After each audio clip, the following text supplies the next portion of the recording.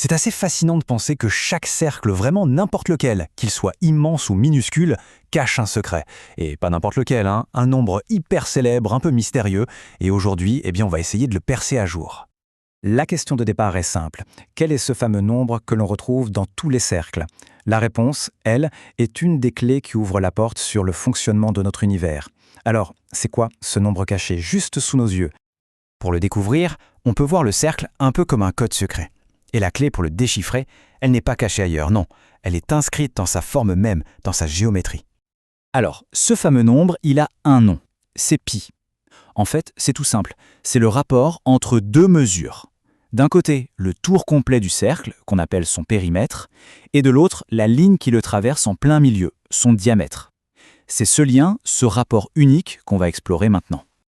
Ok, mais comment on peut vérifier ça concrètement? La bonne nouvelle, c'est qu'il n'y a pas besoin d'un labo ultra sophistiqué. Non, on peut trouver pi avec une petite expérience toute simple, que tout le monde peut faire, ou au moins imaginer. Allez, on imagine un cercle, n'importe lequel. Maintenant, on prend son diamètre, cette ligne bien droite qu'il coupe en deux. Et là, l'idée, c'est de prendre cette longueur et de voir combien de fois on peut la poser, l'enrouler, tout autour du bord du cercle. Alors si on fait ça, on voit que le diamètre s'enroule une première fois, puis une deuxième, et une troisième fois. Et là, c'est intéressant. Il reste toujours un petit bout. Ça ne rentre pas 4 fois, non? Il manque un petit quelque chose. Et ce 3 fois, et un petit peu plus, ce n'est pas du hasard, ce n'est pas une approximation. C'est une valeur super précise, une constante qu'on retrouve partout dans l'univers. Il est temps de mettre un chiffre sur cette découverte. Et voilà notre nombre magique, 3,14. Le diamètre d'un cercle rentre précisément 3,14 fois dans son périmètre. C'est lui, le fameux pi. Et le plus fou dans tout ça, c'est que ce n'est pas une coïncidence. Pi, c'est ce qu'on appelle une constante mathématique. Et ça veut dire que le résultat sera toujours le même, que l'on mesure un atome ou une galaxie entière.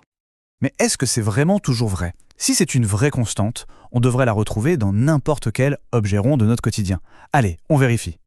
La question se pose, est-ce que cette règle s'applique vraiment à tous les coups, sans exception? Pour en être sûr, le mieux, c'est encore de prendre quelques exemples bien concrets. Et la preuve par l'exemple est, elle est imparable. Prenons une roue de vélo. On divise son périmètre, 98,8 pouces, par son diamètre, 31,4 pouces.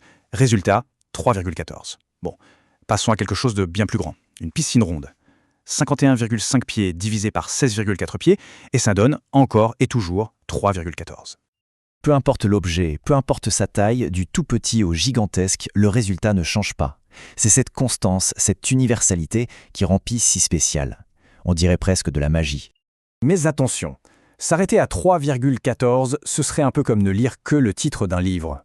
Le vrai secret de pi, il est bien plus profond, et même un peu vertigineux. D'abord, il faut savoir que pour en parler simplement, les mathématiciens du monde entier lui ont donné un petit nom, ou plutôt un symbole. Cette lettre grecque, pi. C'est son identifiant universel. Et là, on touche au secret le plus incroyable de pi. Ce nombre est infini.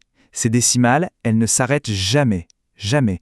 Et elles ne se répètent jamais dans un cycle logique. Elles continuent, comme ça, pour toujours. Évidemment, dans la vie de tous les jours, c'est impossible de faire des calculs avec une infinité de chiffres. C'est pour ça que, pour être pratique, on s'arrête juste après les 2 premières décimales. On utilise l'approximation 3,14 et ça suffit bien souvent. Mais au final, on pourrait se demander si tout ça, ce n'est pas juste une curiosité de matheux. Est-ce que ce nombre a une vraie utilité dans le monde réel? Oh que oui! La réponse, c'est que pi est absolument partout.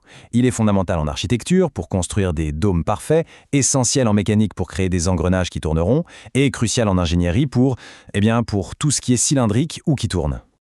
C'est simple, sans une connaissance très précise de pi, notre monde moderne ne ressemblerait pas du tout à ça. Les ponts, les moteurs, les bâtiments, énormément de choses qu'on utilise tous les jours n'existeraient tout simplement pas. Et tout ça, ça nous laisse avec une dernière pensée assez folle.